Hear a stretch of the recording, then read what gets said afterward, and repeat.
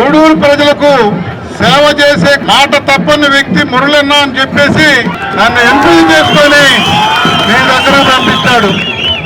నేను ఒకటే మాటకి మనసిస్తున్నా, ప్రాణమైన పోతుంది కానీ పార్టీ మారనూరు కూడా నేను ప్రమాణం చేస్తున్నా.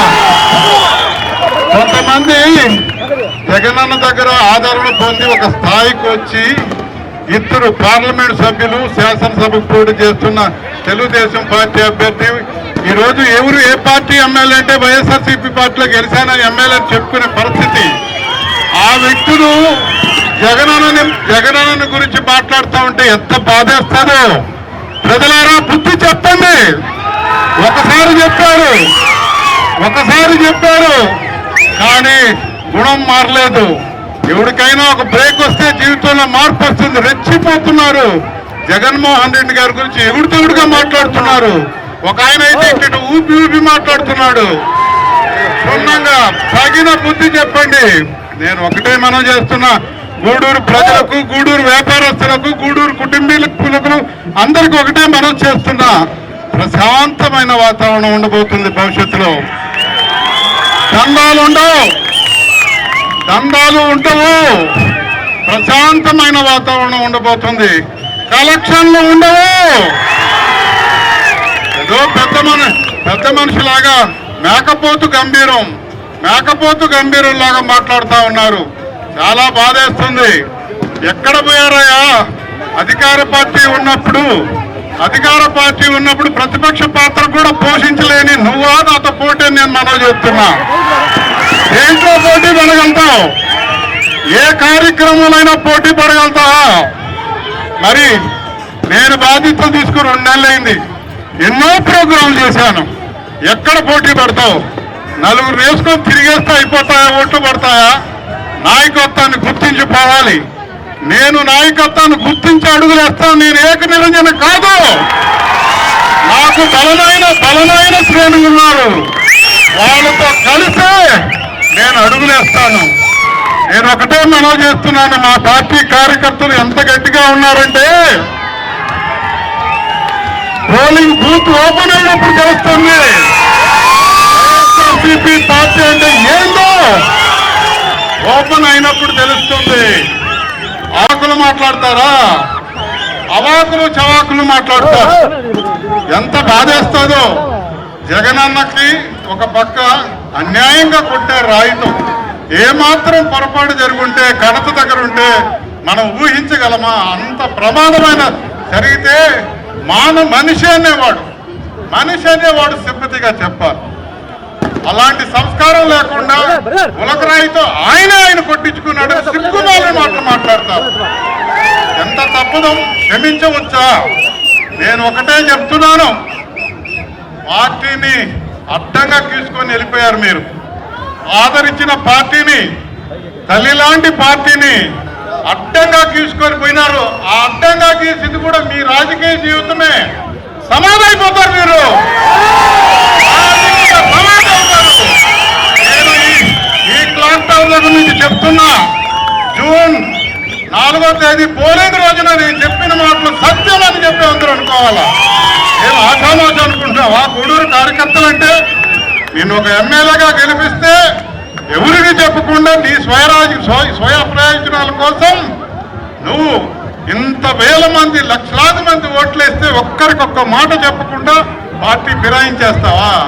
మరి నా గూడూరు చరిత్రలో ఎప్పుడైనా 48,000 మెజార్టీ ఎక్కడైనా చూసారా? నువ్వు చేసినది సరిదిద్దుకోలేని తప్పు కాబట్టి గుణపాఠం చెప్పారు. అదేస్తుంది.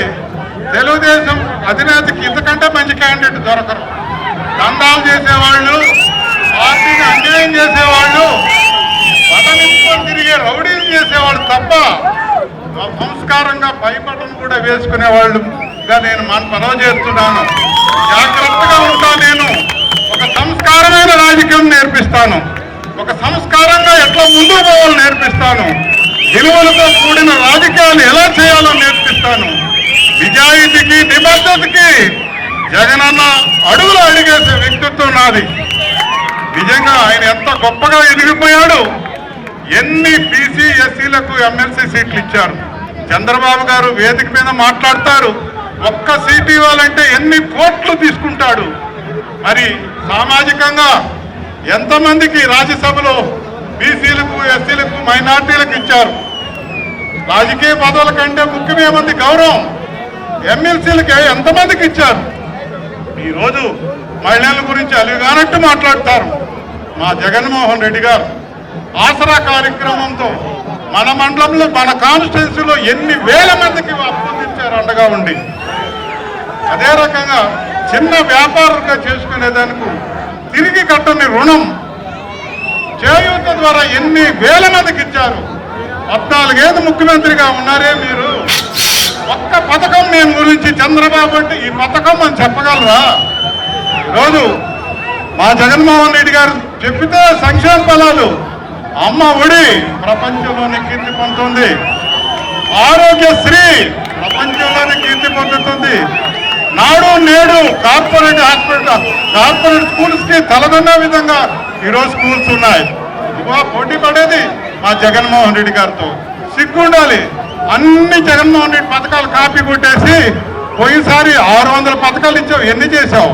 ఇప్పుడు జగన్మోహన్ రెడ్డి కంటే ఎక్కువ ఇస్తానని ప్రగల్భాలు పలుకుతున్నా. గుణం లేదు. అందుకే నేను ఒకటే మనం చేస్తున్నా, టైం అవుతుంది సోదరులారా. చంద్రబాబు గారు అస్తమించే సూర్యుడు, మన జగన్మోహన్ రెడ్డి గారు ఉదయించే సూర్యుడు, ఉదయించే సూర్యుడు. ఆ సూర్యుడు రోజు రోజుకి ప్రకాశవంతమైపోతాడు. ఈ పని చుట్టుకేసి సర్దుకొని పోవాల్సిందే హైదరాబాద్కి. మరి ఇక్కడ ఇల్లు కూడా లేదు ఆంధ్రప్రదేశ్ లో. హైదరాబాద్ లో సూట్ కేసు తట్టుకొని పోవాల్సిందే. కొడుకున్నాడు, పనికిరాడు, పాపం దిగులు పడిపోయి అలుగాని హామీలు చెప్పేస్తున్నాడు. నేను అందరికీ మనం చేస్తున్నా, ఈ రోజుతోనే వాళ్ళకి రైళ్ళు, గుండెల్లో రైళ్లు పరిగెడతాయి. నేను ఒకటే మనం చేస్తున్నా, మాటకొస్తే నాకు ఏది కొరత లేదు, ఎక్కడ కూడా మైనస్ లేదు. లోకల్ లోకల్ అంటున్నాడు. మరి ఈ రోజు నేను ఆత్మ బంధువై నీకంటే మించిపోయాను. లోకల్ ఏం చేయగలిగాను? ఈ రోజు ఏ గ్రామానికి పోయిన ఆత్మ బంధువు పేరుగా మురళిని నన్ను ఆస్వాదిస్తున్నారు. చూపిస్తాం రేపు బూత్ లో ఎవరు లోకలో, గుణవంతుడు ఎవరు. పార్టీని తల్లిని గొంతుకోసినోడు నువ్వు లోకల్ అయిపోతే క్షమిస్తారా జనాలు? దండాలు చేస్తే క్షమిస్తారా?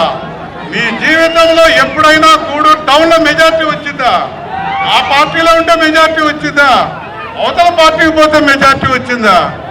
నీ దందాలు, నీ నకిలీ అట్రాసిటీ కేసులు అన్ని జనాలకు తెలుసు, మర్చిపోలేరు. మరి నువ్వు మున్సిపల్ చైర్మన్ గా రానిచ్చుంటే మెజార్టీ ఎందుకు రాదయ్యా? ఎందుకు రాదు మెజార్టీ? నిన్న ఎవరు నువ్వు నకిలీ వేషాలు వేస్తే ఎవరు మర్చిపోరు. నేను మనవి చేస్తున్నాను, మన జగనన్న జోలికి వచ్చారు. ఆయన ఏమైనా వీడు జోలికి వస్తాడా? వీళ్ళ గురించి పట్టించుకుంటాడా? ఒకరికైతే ఎమ్మెల్యే ఎంపీ చేశాడు, ఎమ్మెల్యేని చేశాడు. నువ్వు నా ప్రత్యర్థి రాజకీయంగా ఈ రోజు అతను మధ్యతరగతి కుటుంబీకుడివి, నిన్ను ఆదరించి హక్కును చేర్చుకొని ఎమ్మెల్యేని చేస్తే నువ్వు ద్రోహం చేసి ఈరోజు ఇద్దరు కలిసి జగన్ తిడతాను. ఏదో పొరపాటు జరిగింది గమనంలో ఉంటే కొంచెం మర్చిపోతారు. అలిగానంటూ మాట్లాడుతున్నారు. నీ వ్యక్తిత్వం అడుగుతున్నా, నువ్వు ఎక్కడికి వెళ్ళినా తిట్టేవాడివే కదా. చంద్రబాబు నాయుడిని కిందవరంలో ఆయన ఫ్లెక్సీలు తొక్కలేదా? నేను చెప్పేది అసత్యమా? నేను చెప్పేది సత్యం కదా. ఎక్కడ పోతే ఆ కూడగడం పోతే అవతలను తిడతావా? గమనించారు, చరిత్ర ఉండదు వాళ్ళకి. చరిత్ర అనేదే ఉండదు. ఎక్కడున్నా మర్యాదగా మాట్లాడండి. మేము ప్రతిపక్షంగా ఉన్నాం, ఎంతవరకు మాట్లాడాలో అంతవరకు మాట్లాడతాం. ఎప్పుడైనా ఫ్లెక్సీలు దొక్కామా? బూటు కాల్ చేసి ఫ్లెక్సీలు దొక్కి అలగానంటూ మాట్లాడామా? నేను అందుకే మనవి చేస్తున్నా, మీ అందరికీ మనవి చేస్తున్నా, నేను మీలో ఒక కార్యకర్తనే. చిల్లర శ్రేష్టాలు చేసేటప్పుడు మాత్రం నాయకుడిగా ప్రవర్తిస్తాను. చిల్లర శ్రేష్టాలు చేయను. మేరిక మురళి మన మనిషి, మనీ మనిషి కాదు, మనీ మనిషి కావదు. సోదరులారా, చాలా సంతోషం. నా జన్మలో ఎమ్మెల్యే కావాలని, ఒక్కసారైనా ఎమ్మెల్యే కావాలని కోరుకుండేది. అది తొందరలో మీ ద్వారా తీరబోతుంది.